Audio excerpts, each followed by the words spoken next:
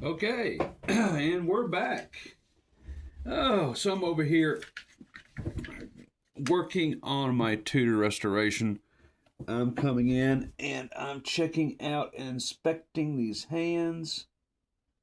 They look pretty good as I have removed all of the old loom. I didn't even know these hands were loomed in the first place.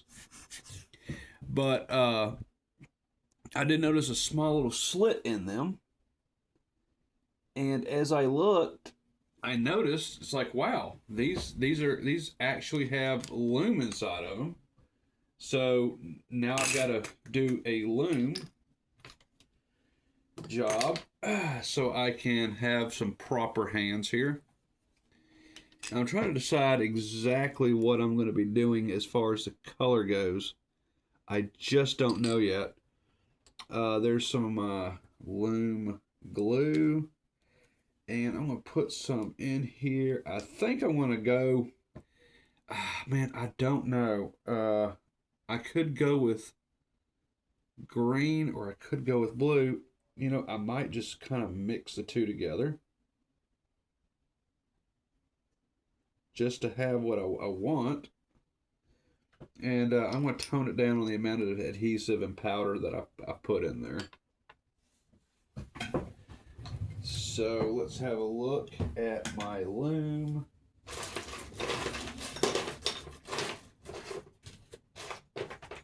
Let's see here. Do need to see actually what color I'm going to be using. Put some under the light here. Yeah, that's green. I think I may go with a blue color. Blue's always good for me. I like blue. So I might just go with that as I'm doing this restoration on this particular watch. So let's see here. As I am looking and trying to decide what do I want to use on it. I think I may go with, oh gosh, I don't know. What color? Green is more traditional. I know that. I'm pretty sure green is what it came with back in the day. So I guess I could. Let's see. Let's put some of this under here. See what color I've got. I got a couple different types of loom, as y'all can remember. I'm trying to decide which one's going to be the best on here. So I'm going to put some powder under here and just see what I can get.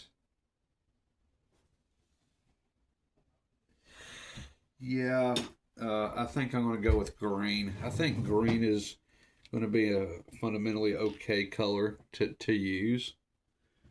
I was thinking about the blue. Blue seems a little bit more powerful, but it's not the greatest loom in the whole world, of course. I'm experimenting with my loom now, trying to decide which is absolutely best to use. And I got some new loom coming in, and I can't wait for that because I want to have a lot of fun with that. So I think I'm going to go with just a little bit of green here. Green should work out because traditionally with Rolex, with these older movements, they are always green. So that's kind of what I'm going to do. Let me move these hands just temporarily. I'm bringing in my loom powder and my glue adhesive. I'm going to mix this together.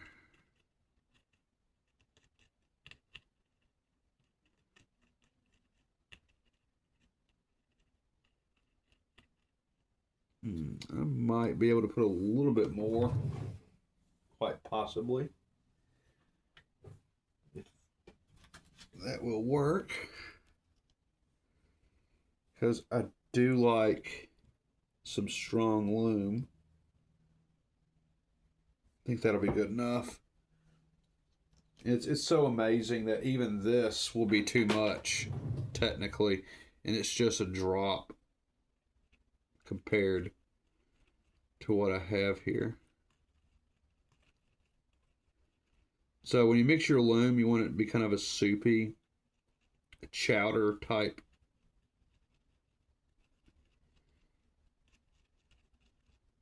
There you go, construction. All right, so let's just go with that. I think that'll work as I have it here. Kind of looks, looks good. So let me bring my hands back into view here for everybody to see and what I'm going to do with these. Okay, so I use a little oiler when it comes to applying my loom, because it's such a fine line here with what you're trying to do. So let me kind of come up in here. Oh, okay, hang on just 1 second. I think I do need to come in here.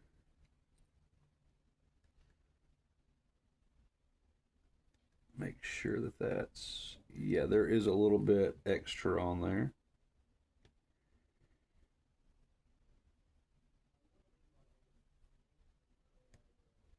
So I gotta be very careful. I do get all that out. So it looks like I do anyway.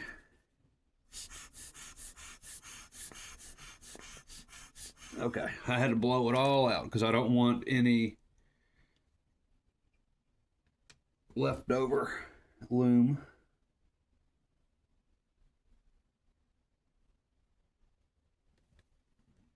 This does seem to be a little tough to get on there, but it is going on. I have little channels I have to go by. So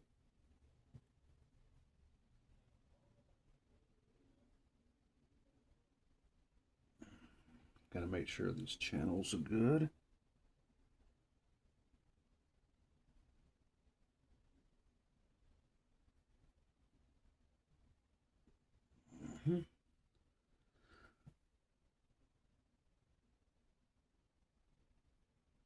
There we go. There's one.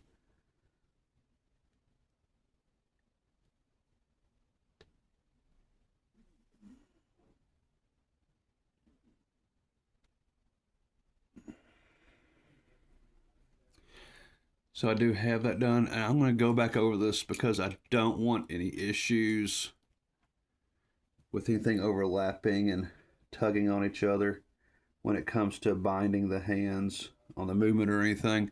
I definitely don't need that. So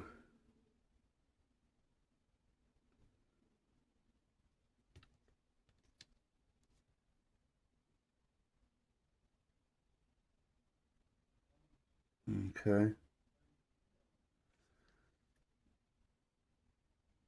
Okay, that looks good. Okay, so let me come on now to the other one. I do want to make sure everyone can see what I'm doing too. So I got the first one done. I always check the other side to make sure there's no bleeding through or clumping up or anything. We don't want a horrendous job on here.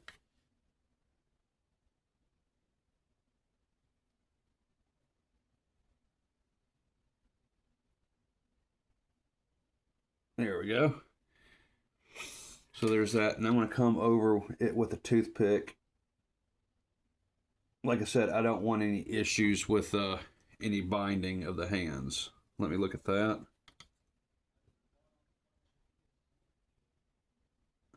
Okay, it looks like I need to do just a little bit more here. Let's see where the loom's not fully catching all the way. There we go. go. There's that.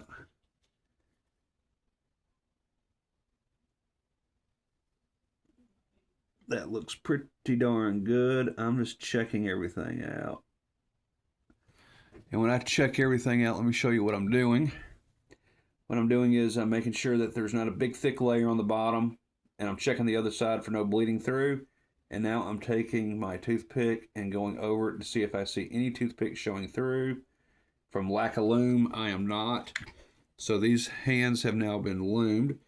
And normally it's very easy to do, except for in this situation, you have hands that are such a small slit in them. you got to make sure that there's proper coverage of lume on your watch hands. And that's what I've got here. Those are very small slits, very small slits. And I actually expanded the size of the slits just a little bit. But we got good coverage on there.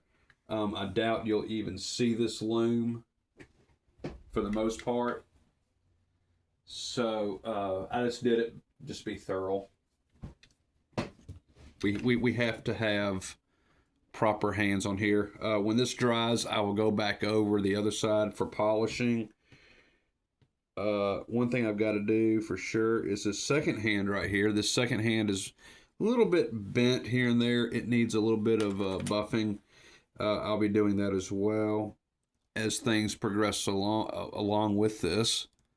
Let's see if we can come in. I want to use my camera as well because my optics are good, but I do need a little bit more. Yeah, it looks like we got good coverage on there. Good coverage there. Okay, that's good, that's good, that's good. So that'll take care of that. Just as long as those hands are loomed, I am good with it. And like I said, I'm probably not even going to be able to see the lume on this, but nonetheless, we don't want anything missing. So, all right, let me move these hands over to dry because they're going to need some time to dry. Probably about an hour or so, I'm assuming. All right, so that's been moved over. You've got the movement coming back in here to play. So, I've already oiled this movement. I can't regulate it or adjust it until it's a complete watch. So that's what I'm going to do. That's how I prefer to do it anyway. I know some people might be different. I prefer to pretty much do it that way. So we're going to wait for the glue to dry and to be able to complete most of this watch before we move on. One thing I do want to do is I'm going to turn the lights off and we're going to power the lume. I would like to see how it's going to look in the dark. And like I was mentioning and repeatedly saying again, I don't necessarily think that we're going to see much of this lume. But nonetheless, I would like to see what it's going to do. So let me come in here and shine this. Let's power it up.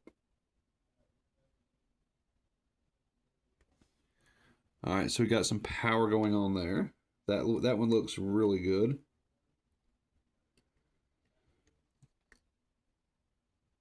I'm going to power this up next. And I do see some green glow on that. However slightly small it may be. Yeah, it's glowing too.